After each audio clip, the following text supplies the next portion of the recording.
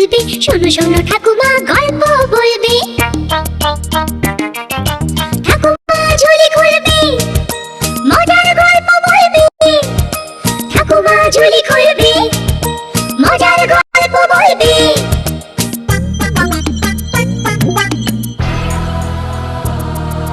গা ছমছম কি হয় কি হয়, কখনো মজার কখনো বা ভয়। গা ছমছম কি হয় কখনো মজার কখনো বা ভয়। পশু পাখি রাজা রানী ভূত পেতনি, চোখের সামনে সব হাঁটবে চলবে কথা বলবে। ঠাকুমা ঝুলি খুলবে, মজার গল্প বলবে। ঠাকুমা ঝুলি খুলবে, মজার গল্প বলবে। ঠাকুমা ঝুলি খুলবে।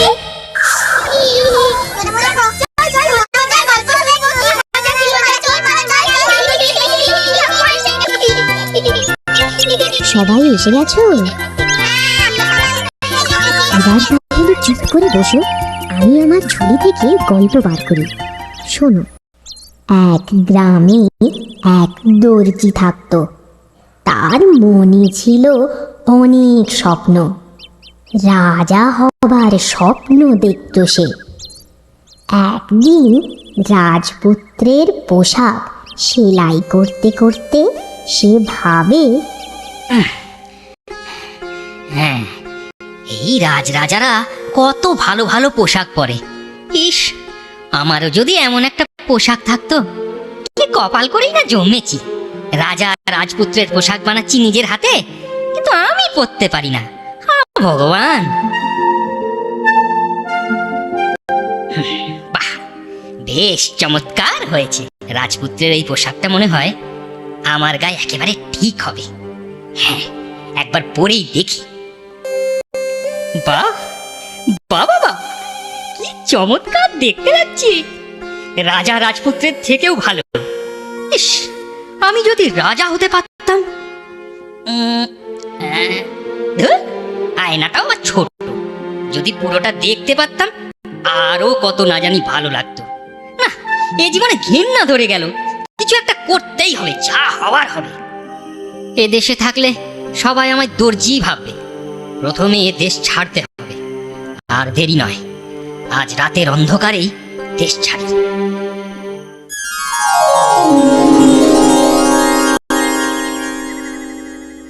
বাহ, মনটা বেশ একদম ফুরফুর করছে। আর এই দেশে কেউ আমায় দর্জি বলে চিনছে না। রাজপুত্রের পোশাক পরে মনটাও বেশ দরাজ লাগছে। মনটা যদি রাজা থাকে, জগৎ লাগে ভালো, এই জগৎ লাগে ভালো।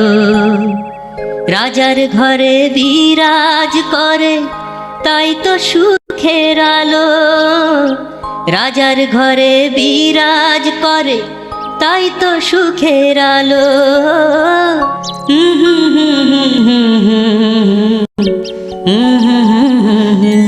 বাহ বাহ বাবা, তোমার গলাটা তো ভারী চমৎকার। তুমি কোনো রাজসভার সভা গাইয়ে বুঝি? গাইয়ে নই, আমি এক রাজার সন্তান, রাজপুত্র। রাজপুত্র? তা কোন দেশে? সেটা বলা যাবে না। কেন? কারণ কারণ আমি অজ্ঞাতবাসে আছি। ও, তুমিও অজ্ঞাতবাসে আছো? তুমিও মানে? আসলে আসলে আমিও অজ্ঞাতবাসে ছিলাম তো, তাই। ও, তা তুমি তুমি কোন দেশের? আমি আমি গৌরীপুরের রাজপুত্র। তা তুমি অজ্ঞাতবাসী ছিলে কেন? সে অনেক কথা। চলো আগে ওই পান্থশালায় যাই, একটু আহার করে বিশ্রাম করে নিই, তারপর তোমায় সব বলছি। চলো চলো। তা ওই পান্থশালায় খাবার দাবার ভালো তো? বুঝতেই পারছো, রাজপুত্র বলে কথা, সব খাবার মুখে রোচে না।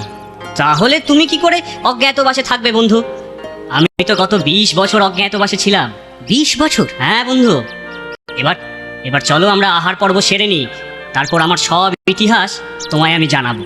চলো চলো চলো।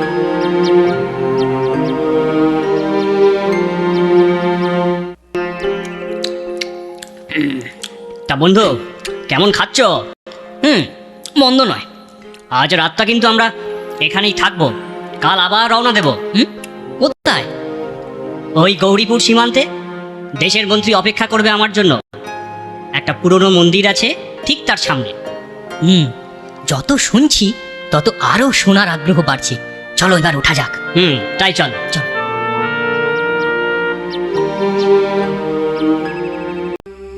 জানো বন্ধু, আমি যখন খুব ছোট ছিলাম তখন এক জ্যোতিষী আমার পিতাকে জানায় আমি যদি রাজগৃহে থাকি কিংবা ওই দেশে, তো রাজার ও দেশের নাকি অনর্থ ঘটবে।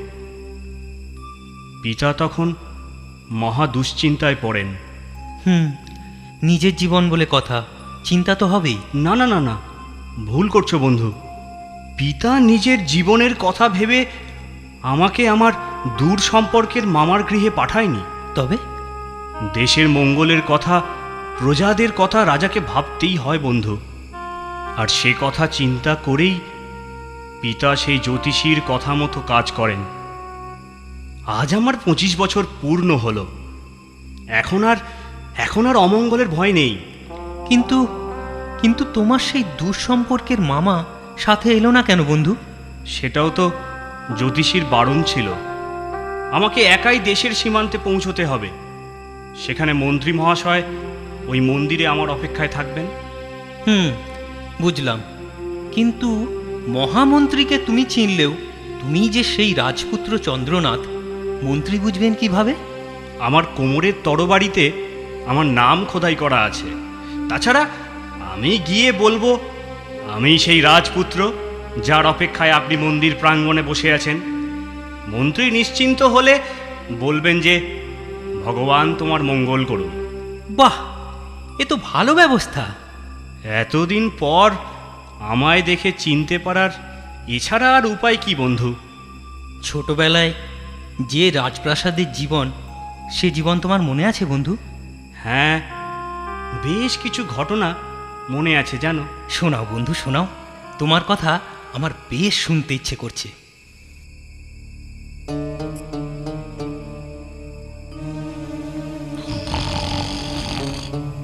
বাহ, বেশ নাক ডাকিয়ে ঘুমোচ্ছে। এই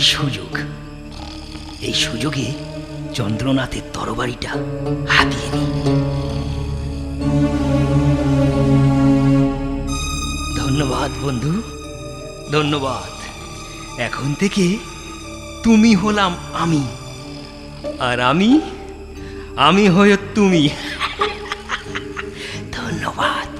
বিদায় বিদায়।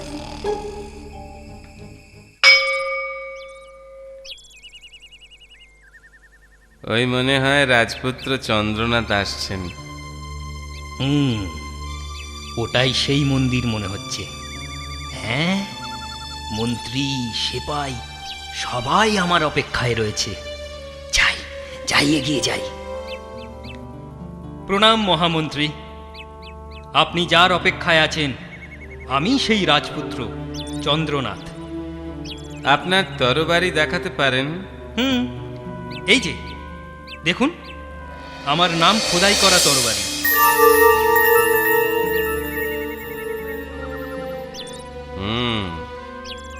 ভগবান আপনার মঙ্গল করুন। ধন্যবাদ।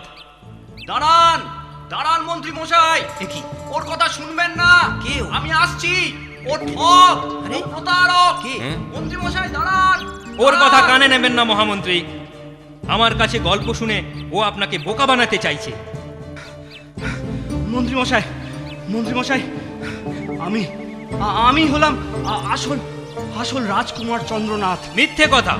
ও আমার তরবারি চুরি করেছে। সব কথা শুনে ও রাজা হবার ফন্দি এঁটেছে। বাবা বাবা, ছল চাতুরি বানানো গল্প বেশ ভালোই জানো দেখছি। সর্বনাশ, এ তো মহা মুশকিলে পড়লাম। একজন রাজপুত্রের জায়গায় দুজন। কিন্তু আসল নকল বিচার করার কাজ আমার নয়। আমার সঙ্গে দুজনকেই রাজপ্রাসাদে যেতে হবে। এই প্রতারককে রাজপ্রাসাদে নিয়ে গিয়ে কি হবে? আরে কে প্রতারক সেটাই তো জানা হলো না। সেপাই এই দুজনকেই প্রাসাদে নিয়ে চলো।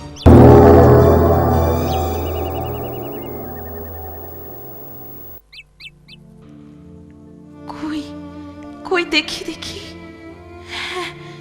হ্যাঁ মহারাজ, মায়ের চোখ মিথ্যে বলে না। আমার মতে এই যুবকই আমার সন্তান, আমার চন্দ্রনাথ। আমি তোমার কথা মানছি রানী, কিন্তু রাজার বিচারে এটা কোনো প্রমাণ নয়।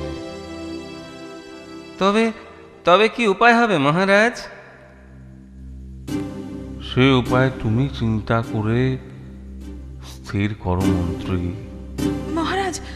মহারাজ আমি বলি কি, এদের দুজনকে এমন কোনো কাজ করতে বলুন যাতে এদের আলাদা করে চেনা যায়।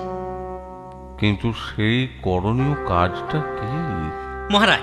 মহারাজ আমি বলি কি, আমাদের দুজনকে কিছু পোশাক তৈরি করতে দিন, রাজপোশাক। রাজপোশাক তৈরি করলে কি প্রমাণ হবে যে পারবে সে রাজকুমার? এটা কোনো বিচার হলো? যে পারবে না সেই রাজকুমার। আমি তো পোশাক তৈরি করতে পারবো না। সে তো আমিও পারবো না। তোমরা থামবে, আমায় ভাবতে দাও। হ্যাঁ মহারাজ, আপনি নিজেই উপায় স্থির করুন। পেয়েছি, উপায় পেয়েছি। পেয়েছেন মহারাজ? কি উপায়? এদের দুজনকে অসি যুদ্ধ করতে হবে।